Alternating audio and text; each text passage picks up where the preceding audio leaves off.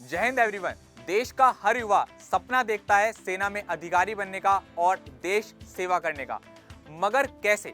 तो चलिए इसके बारे में बात करते हैं। दोस्तों, यूपीएससी साल में हर बार एनडीए का एग्जाम कंडक्ट कराता है, NDA for national defence academy.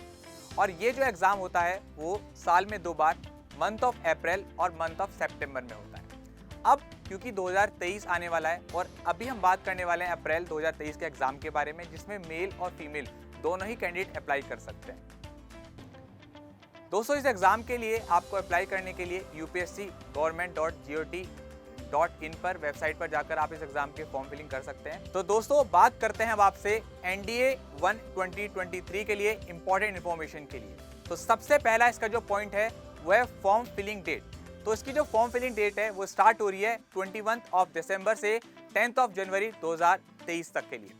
और मजे की बात यह है कि यहाँ पर गर्ल्स भी अप्लाई कर सकती हैं, यानी गर्ल्स भी अधिकारी बन सकती हैं।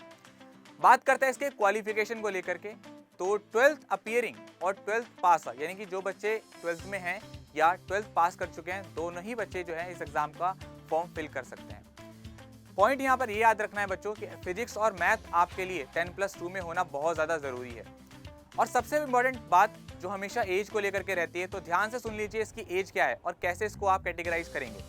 तो बच्चों, जो इसकी जो एज लिमिट है वो 2 जुलाई 2004 से लेकर 1 जुलाई 2007, यानी कि जिस भी बच्चे का डेट ऑफ बर्थ ये इसके बीच में आ रहा है, या मान लो आपका डेट ऑफ बर्थ 2 जुलाई है तो या फिर आपका डेट ऑफ बर्थ 1 जुलाई है, मगर 2004 से 2007 के बीच में, तो आप इसको फॉर्म को फिल कर सकते हैं।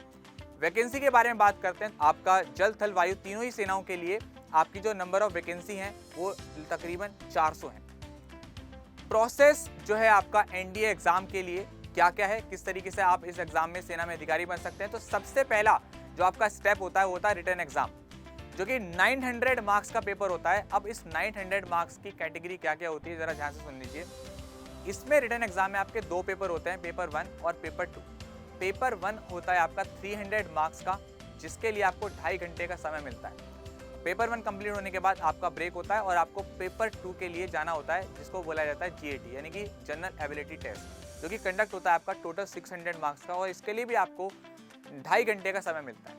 तो ये जो आपका 900 मार्क्स का पेपर होता है, जब आप इसको क्वालिफाई कर लेते हैं तो आपको एनडीए के सेकेंड स्टेप के लिए बुलाया जाता है, that is SSB, service selection board के लिए। और ये भी आपका 900 मार्क्स का एग्जाम होता है।